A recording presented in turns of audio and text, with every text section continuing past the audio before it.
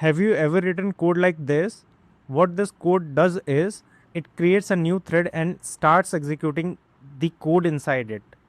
For one task, this works perfectly fine. For 10 tasks, still fine. But what if your application suddenly needs to execute 10,000 tasks? Will you create 10,000 threads? One thread for every task?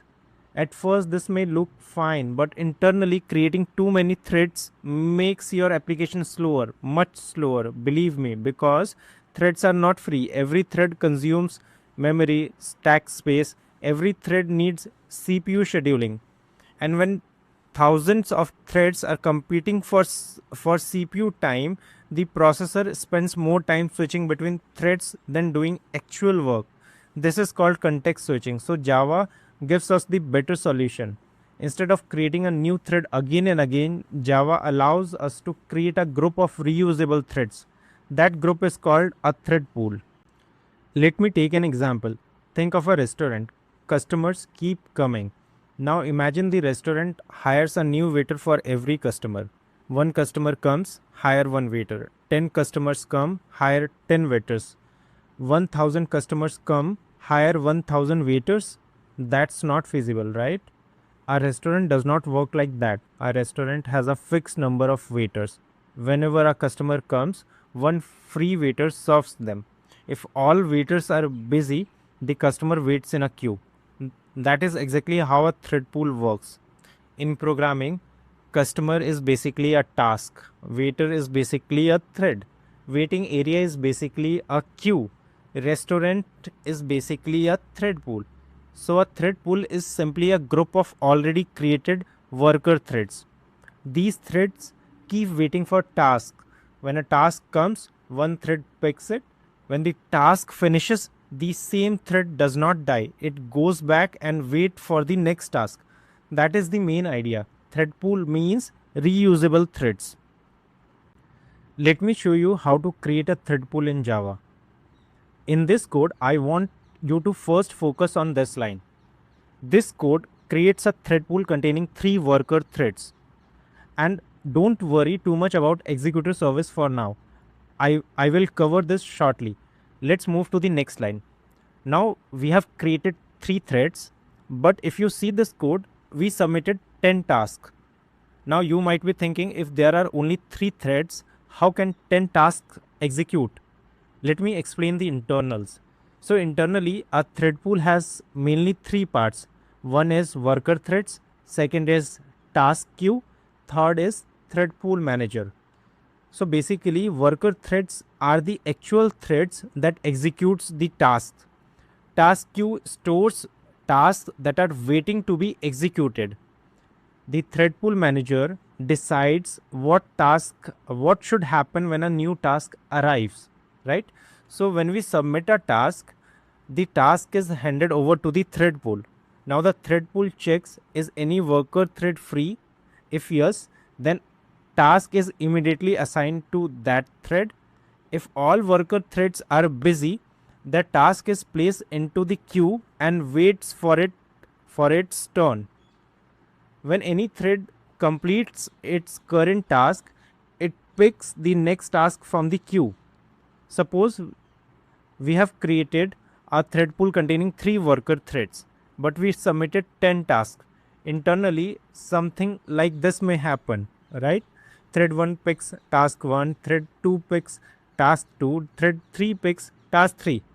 So I can't guarantee the same ordering the thread picks, but for illustration, let's assume internally something like this may happen, right? Now all 3 threads are busy, so remaining tasks wait in the queue, right? Now suppose thread 1 finishes task 1. Thread 1 does not die. Thread 1 goes to the queue and picks task 4. Then thread 2 finishes task 2, right? So thread 2 now picks task 5. Similarly, after finishing the task, thread 3 picks task 6. This continue until all tasks are completed. So Java did not create 10 threads. Java created only 3 threads and reused them again and again. That is the power of thread pool. let me show the thread pool demo by adding delay. In this code, I have added a delay of 2 seconds per task. This will help us clearly see how threads are reused, right? In this code, I have created only 2 threads and I have submitted 5 tasks, but I have submitted 5 tasks. Once I execute this code, you can see the output, right? So the output may look like this, right? I hope you have noticed it carefully. The same 2 threads are being reused, right? Java is not creating a new thread for every task. The same threads complete one task, then pick another task. And this is exactly how thread pool improves performance. What is executor service? Now let's understand the Java class we have been using, right? Don't worry about all the terminology yet. At a basic level, executor service is the object through which we interact with the thread pool, right? You don't directly talk to the worker threads, right? Instead, you hand your task to the thread pool and say, please execute this task. And behind the scenes, the thread pool decides which worker thread should execute that task. Some common method you might have been seen or used in your code, such as submit. So basically, submit method, what submit method does, it submits a task to the thread pool and return a future, which allows you to retrieve the result later.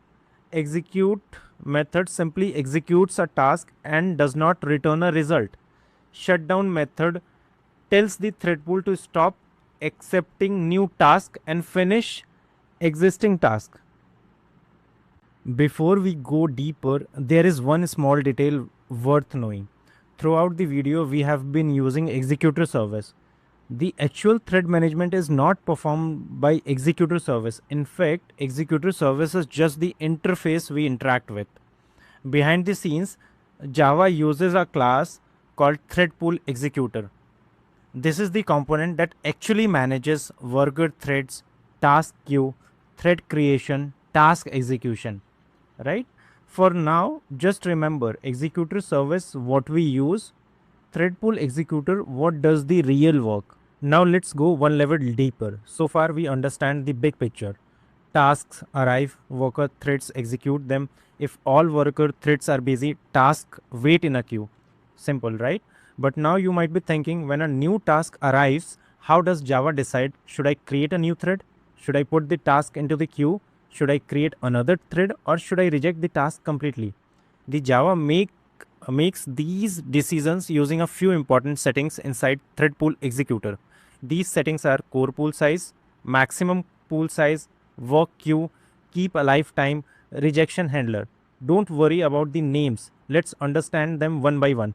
corePoolSize. Think of this as the number of permanent workers. If I configure corePoolSize equal to 2, the thread pool tries to keep 2 worker threads available.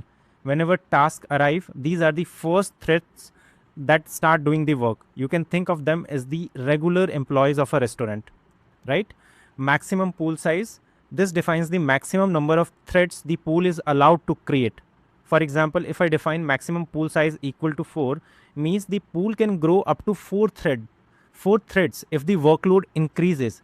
Think of these as temporary workers that can be hired during busy hours. Third is work queue. What happens when all core threads are already busy? We don't immediately create more threads. Instead, incoming tasks are placed into a queue. This queue is called the work queue. Think of it as the waiting area in our restaurant. Alive time. Suppose the system becomes very busy. The thread pool creates some extra threads to handle the load. Now the traffic goes away. Should those extra threads stay alive forever? Probably not. That's where keepAliveTime comes in. It tells Java, if an extra thread stays idle for this amount of time, remove it. This helps free up resources when the system is no longer busy. And the last one is rejection handler. Now let's imagine the worst case scenario. All worker threads are busy. The queue is full. The pool has already created the maximum number of threads, and suddenly another task arrives. Where should Java put it?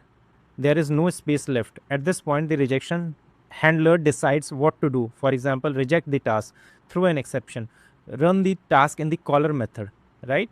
We will see an example of this shortly.